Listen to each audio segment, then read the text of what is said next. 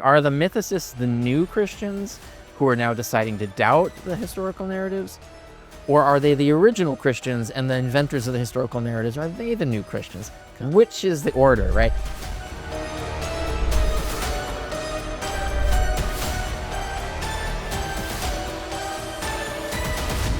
When I said if you join the Patreon, you get a question, I'm going to ask your questions, right? So one question per Patreon member. Dr. Richard Carrier here in the house.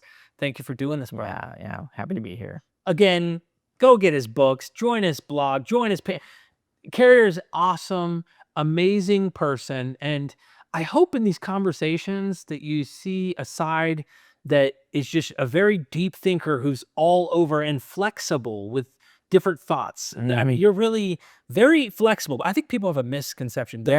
I'm much more convincible than people think. I do. I think that that's the case. And I also think just personality wise that people they just don't know you.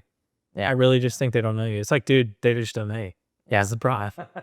See, I have Carrier in my heart as my Lord and Savior.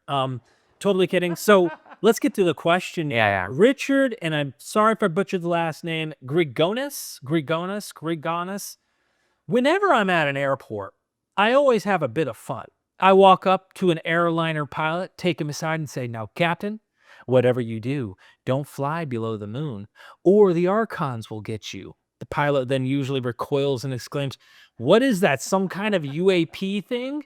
Do I report that to the FAA or the Air Force or something?" But seriously, folks, did it ever occur to Dr. Carrier that Jesus is both real and a myth? He was a real Jewish faith healer, magician, and cult leader to his brother and Peter and those guys, all of whom demanded that their followers be circumcised and follow the law. That belief system and its adherents were all destroyed in 70 of the Common Era. The Jesus we know now, that friend of the Gentiles, is indeed a mythic Jesus, brought about through Paul's psychotic revelations and the wild redactions, interpolations, errors, and outright fabrications of New Testament texts. One Jesus has little to do with the other. Still, Carrier's viewpoint is tempting because of things like 2 Peter, with its no-good, unnamed, worshipful sect of Christians who take for granted that Jesus is a mythological figure. Presumably, the sect didn't magically appear the day before the author of 2 Peter took pen to paper, so that we can probably take it back at least half a generation. So relatively early on, there were people thinking that Jesus was as real as Osiris. Well, certainly that's a well-described, like the first part of that describes the mainstream theory pretty well, right? Like that's the view of history. That's the most plausible historicist model, is that Jesus was a Jewish messianist, a reformer of some kind, and then got heavily mythologized later, right? So technically, yeah, do I ever consider it? Obviously, my whole study is like comparing that hypothesis with the alternative, and I come down on the upper end of my margin of error, 1 in 3 chance, right? 1 in 3 chance that is true, that actually is what happened, that it was a human guy who got hugely distorted in the signal, right? So, yeah, absolutely, that's possible. I just think the evidence stacks in the other direction. And of course, if you want to know why, go to my original study on the historicity of Jesus, where I drag that out and deal with all of it. Now, my new book, Obsolete Paradigm of a Historical Jesus, is basically about how, in so many aspects of the field, scholars have been moving more and more towards my position without actually going there, right? So there's actually more evidence that is stacked up in terms of making this more plausible or making more sense and so on. And all the attempts to like argue against my claim that it's 1 in 3 and not, say, 2 in 3, don't hold up, because they're usually relying on false premises or fallacious arguments and so on. And so that's what the rest of the book is about, covers that. But there's a whole chapter, by the way, on this whole claim that there actually is a ton of evidence of these mythicist Christians that we've been overlooking. And it usually gets tied to what's called docetism. You and I will probably do something about that separately. And this is a thing where this exemplifies the point of my new book, is that the scholarly field of docetism studies is moving in my direction. So when I started in On the Historicity of Jesus, I briefly mentioned this. I think, well, I don't know. Like, I don't know if docetism was really a thing. I think we've mislabeled and misidentified references to mythicist Christians. Like, these were Christians who agreed Jesus never came to earth yet. And they were arguing against the historicists who were pushing the historical narratives and saying, no, those are myths. That didn't really happen. And you think, oh, wait, we have evidence of this? Is like, I think we do, but I couldn't prove it at the time. So I just said, I got to look into this. I suspect that this might be a problem in terms of like what happened to Gnosticism as a whole of the story and what happened in the field of history on this. But in the 10 years since, all of Docetism studies, like basically every expert in Docetism studies who's published on this question, have all said, we're not really sure Docetism was a thing. We think we've been mislabeling what was actually happening. And what they are trying to do to reconstruct is getting awfully close to my point, right? So like this, so all the scholarship is moving in my direction. They're just not going that one last step. And so what I do is I summarize all of this. Most recent scholarship on Docetism studies is reinforcing this point. And then I go through all the evidence of Docetism, passage by passage, primary sources, and go through it, even down to like the actual Greek language in Ignatius, who's one of these key authors. And when you do that analysis, I realized, like, and I didn't expect this, but when I got to the end of it, I was like, holy shit, this is actually really good evidence. Like, it's pretty solid. Like, I feel like I nailed this one, right? So It's also extremely unique, which the reviewers of the book, that's another problem, because like, as you brought nothing new, no, you caught something of a pun. Yeah, it's one of the most important chapters. Yes, all the chapters are important in their own way. They do certain things that have to be there. Like, I put on different goggles, and it was really cool. Yeah. It's I had the same way you were describing off camera. You were describing how your emotional reaction to reading that chapter. Like, wow, that's how I felt writing it, like, or researching it and getting this. Oh my God, when you put all the pieces together, it's like way stronger than I thought. Right, the argument, and important, because I think that because of this, scholars are missing something because they're so stuck on the traditional consensus about Docetism, which even Docetism experts are saying is bogus, Right. that we need to get rid of. Like, but most other scholars haven't gotten the memo, so they're still rolling in the ruts of this assumption that all these passages are just Docetism. They're just passages about, the metaphysics of Jesus's body when he was here. It's like that. There's actually no evidence for that, right? That's absolutely not what they're talking about. There were people arguing over that, but it's not the people that you're talking about, not the passages you're talking about. They weren't called Docetists, etc. Yeah. So anyway, all of that, like, to catch up with the scholarship and to see like pull the glasses off and read the text as it is, like the retext, like no one's done this the way that I have yet. So that's one of the most important chapters of the book. Yeah. And it gets into this question. And so that's what the second half of the question you ask is getting at, was the 2 Peter idea that there might be hints of this. But the problem is, of course, for historicity, is that all of this evidence is 2nd century, right? So I think I can pretty reliably establish that there were mythicist Christians in the 2nd century. The question is, it gets back to this other video we did about high and low chronology that other people can check out. The question is which is the late comer? So like, are the mythicists the new Christians who are now deciding to doubt the historical narratives? Or are they the original Christians, and the inventors of the historical narratives, are they the new Christians? Which is the order, right? And because it's all 2nd century, it's 100 years late, we can't answer that question from just the fact of it. Like, I think we can establish that there were these two factions of Christians. Some believed Jesus came to earth, some didn't. And that's like, I think that's pretty clear. The question is now a chronological order of those two groups. And then that falls us back on all the same evidence I already had. Yep. So this new chapter doesn't change the probability at all, but it does like open your eyes to the possibility, like all of it, like your emotional resistance to this idea gets broken down when you start to realize, actually, we've got evidence of this being a thing. Because a lot of the responses will say like, well, if there were Christians who knew that Jesus didn't exist, we should have more evidence of it. And as I point out in my original study, that's not true because of the nature of the evidence survival. We don't actually have hardly any first Christian observers. We certainly don't have hostile observers. And you can't argue from the silence of documents we don't have, et cetera. But the thing is, this knocks that argument down entirely, because actually we do have evidence. I was going to say that, so this gets into the weeds. I've never really taken this approach with you in conversation, but I think it's worth bringing up with this Patreon member. So you just brought up, they were like, well, we don't have that evidence. And you actually do say, no, when we read Paul, right, and we don't have the earthly life, it's a weird way of phrasing it, because it's like anachronistic. We think of, he didn't exist. Even the mythicists believed he existed. That's a really good point. It's just not like, it's not like what we would think. Yeah, he existed, but he existed in Revelation in heaven. The mythicist Christians, and this is the mythicist theory, it's the Doherty thesis, which is what I call minimal mythicism, which I argue is probably the only plausible mythicist model. Right. And it's the one that I compare with minimal historicity in my original study. And so, yeah, it's important to point this out because this people who aren't paying close attention will quickly make this mistake, is that the mythicist Christians did believe Jesus exists. They did believe he was really crucified. They believed he was really died, really resurrected.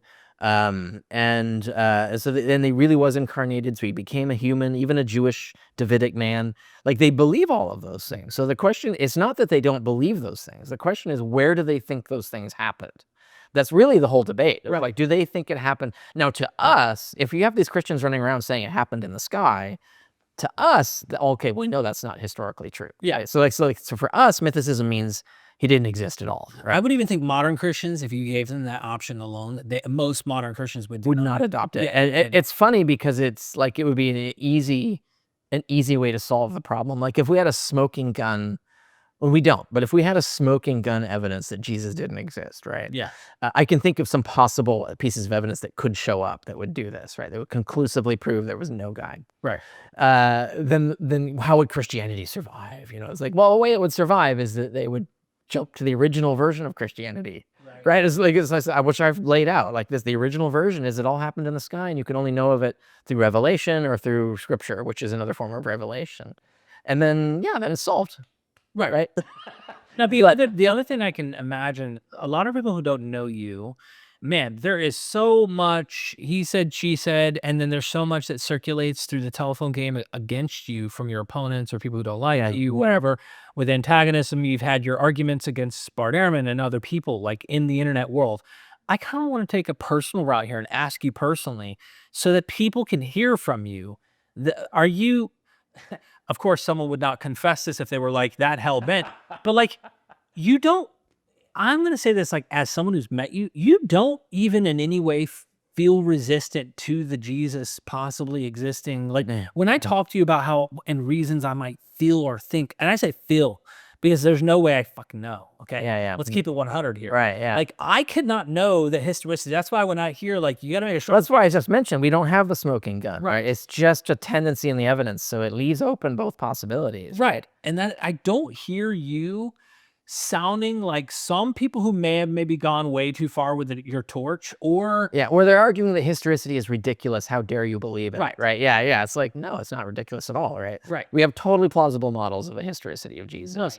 And you can even rank them like in high and low plausibility and so on. So yeah, no, I'm not even out to like destroy Christianity through historicity. Right. I destroy it through philosophy, but that's a whole other thing. But I don't think that the historicity of Jesus is a battlefield that can be of any use to the debate between atheists and Christians. Right? Like, I don't think you can disprove Christianity this way because you could take, like, for instance, the resurrection of Jesus, where you can get a conclusion to an extremely high probability, whereas the historicity of Jesus, you can't. Like, you get it to like a weak probability, like 1 in 3 chance that he existed. That's pretty high chance, really. Like, it's just that like people want it to be higher. They're uncomfortable with you allowing it to be below 50%. Yeah. But 1 in 3 isn't a respectable odds. Like, it's not even a low. It's not even like saying that like the resurrection has like it's billions to 1 that happened. Right? There's no way the resurrection happened. And you can show evidentially, scientifically, everything and do it and nail it. Like, that argument is nailable. But whether Jesus existed, like arguing he didn't exist, that's not nailable in the same way. So if you are trying to argue against Christianity using this argument, you're leading with a weak argument. Yeah. Right. So you just grant historicity, you know, it's 1 in 3 chance, fine, grant it, and then attack the whole resurrection apologetics. Right. And that's what people should do if you're going to like argue against the historical argument for That's what a lot of apologists do, right? And I'm talking about Christian apologists specifically. They want to go, Bart Ehrman says it's undeniable Jesus was crucified. And the Gerd Ludemann, this. They all say it's undeniable. It is certain that Jesus was crucified. Yeah. And the apologists use the historicity argument. So once you're convinced he existed, then we have to explain the elephant in the room. Everyone is saying he died. They go, Gerd Ludemann says it, Bart Ehrman says it. And then they go, he's dead. Now that we know he's lived and he's dead, it says he was alive after. Yeah, right. Notice the consistency. Nailing the And that's why, and it's that second step that is way more refutable, right? Like that's way easier to refute than the he really died argument. So like if you're gonna say like if you're gonna challenge the actual death, like you're starting in a weak position, right? Like you're not gonna have the evidence you need to really nail that premise, right? Like you can say, yeah, 1 in 3 chance he died. And you say, oh, that's low. That's so low it hurts me emotionally. But it doesn't really like work as an argument, right? So you're not going to defeat the resurrection argument by arguing Jesus didn't exist. It's just not, that's not how you do it. Right. And I've written about this before. I've written about it many times. It's not even like, this isn't like news to people who've been paying attention. It's only news to people who haven't been paying attention and make assumptions about what I'm arguing and why. Yeah. I guess he's not like antagonistic to alternative models of thought when it comes to and I think a lot of people just think you're axe branding sometimes for your mythicism rather than that's it's funny because like we've recorded today that the people who are watching this, there are other clips that are going to come where we've talked about things like high chronology, low chronology, like did Christianity start 100 years before, right? Where I think the answer is no, but nonetheless I think it's plausible and worth considering, right? So like I take it seriously. Whereas, like, you know, was Christianity a conspiracy of the Roman Empire it was a psyop to control the Jews? It was like, no, that's not even plausible, right? So like, and I can make an evidential case why it's not plausible. So like I'm willing to look at like you have a theory, I can tell like, oh, that's a plausible theory. That's not, you know, this is a theory you should take seriously. You need to refute it before you move on. You know, there's different ways to approach different things. I'm open to all these possibilities. And so I'm actually quite interested in them. And so I do examine them and take them seriously. What about flipping that instead of being that the Romans are trying to use this as a psyop to control Jews, but rather, I've heard this hypothesis, that Jews created Christianity as a psyop in order to control or conquer the Gentiles? Yeah. It's even less plausible. Really? It's less plausible, depending on how you frame it, right? So this is we talk in one of our other videos about Mott and Bailey argumentation, where you start at a weak position, and then when someone shows that it's really weak, that you retreat to this completely different but stronger position, and then when someone backs off, you go back to the weak argument that was refuted. And so like there's this dance where like if you say like it's a Jewish psyop to control the Gentiles, then you can play games with what those words mean. Right. So you can play games with what those words mean, reinterpret them in a fancy, elaborate way such that it says a different thing, which is that Paul thought that he could fix society if he could get Jews and Gentiles to live together and cooperate. And he thought it would be a better way to do that is to eliminate some of the requirements, to make it easier to join. And so his idea was he really did think, I think, he thought he could bring all peoples together and create a common people that could create their own sort of economy, like because he's pro-communist and the whole thing. So like, I think but that's not a psyop, right? First of all, that's just a guy with a vision for organizing society. Secondly, it's not the Jews, it's one dude, right? You know, so it's not like some big conspiracy. It didn't have some sort of like nefarious purpose. It was just a completely logical diplomatic idea, right? And so like that's it, right? Now, if you reinterpret those words to mean that, then okay, now we're back in plausible town. Right. Like you can argue. What if you call that psyop? So right, exactly. Well, but that's the thing is that carries this baggage that doesn't mean that, right? So then what I've just described is the Mott. That's the easily defended position. But what people want to defend is sort of this, you know, secret conspiracy. Right, exactly. Like it's an international conspiracy of the Jews to take over non-Jews, right? Like it's like that's the Bailey, that's the bullshit version of it. That you can't use the Mott argument to defend the Bailey argument. That's a valid point and I was even going to say that we could factor in.